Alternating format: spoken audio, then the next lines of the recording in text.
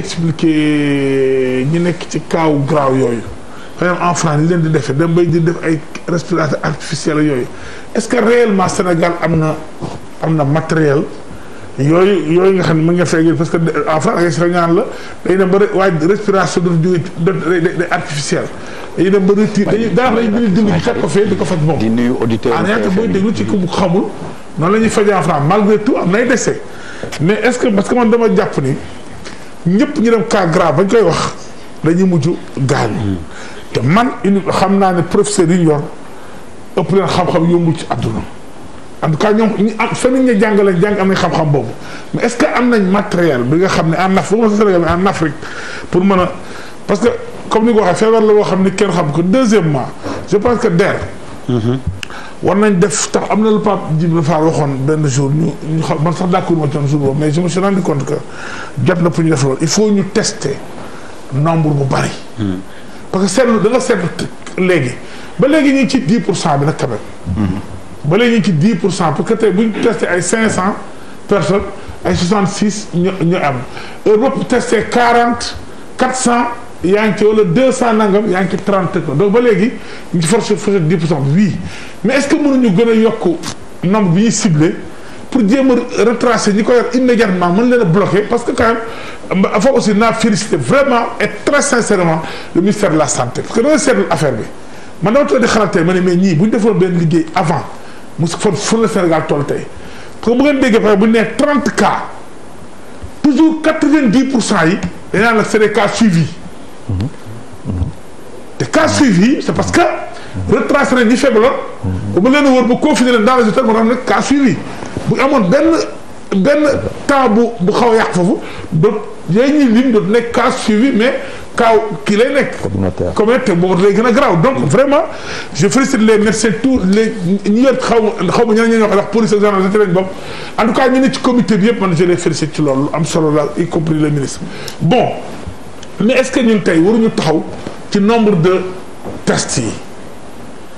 par exemple au lieu ñuy tester par jour 400 500 mais au moins ñuy fexe def ay 1000 tests par jour. au moins dem le maximum de personnes mais moo di am 100 120 par jour nga xam di nga cibler le maximum de personnes mais bu yàgg di nga leen bloqué moo gën ña ngay bàyyi ñuy libre ña ngay gën di yokk aussi di wàll doo ci rendre compte. en tout cas man loolu la d'après ni ma gisee affaire muy daw moi je dis que dañoo war a yokk.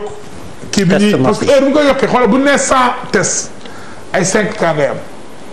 bu ñu nee 200 300 yaa ngi ci ay 30 su ko indi kon am nañu virus bi te kenn accepté beneen bi aussi DER je pense que loolu danaa ci ñaax ñoom Bouba Ndour ñu gën cee yokk. bien que def nañ le maximum wax dëgg yàlla mooy il faut ñu wax ak Sénégalais yi. parce que feebar di daw di nëbbatu ji cas yi ma dégg temps yi mu dal ak dal kaw wax yooyu vraiment sàggante mënul passé loolu sàggante gu mag a mag a mag la parce que dem ba feebar di ak feebar temps nga dugg ci ay marché dafa doy waar yooyu vraiment il faut ñu waxtaane nit ñi ñu gëm danger man aussi la laa bëgg wax docteur est-ce que jotul ñu ne comme ni tubaab yi di def des fois dinañ génne maladie ba nga tiit te duñ génne kanam gi parce que Sénégal bu tiitee lay daw non moi je pense que c'est important parce que maladie yi génne tubaab la gisagoo image nit ku ñuul ku nekk situation yi metti noonu parce que li nga expliqué nii boo ko di ko expliqué léegi ñëpp daw parce que bi nga expliqué damaa tiit na bi ma lay def dama loo wax bi nga waxee léegi ni maladie bi des bi ma njëkkee jox par mun maa wax dama tiit ba ne der mun maa wax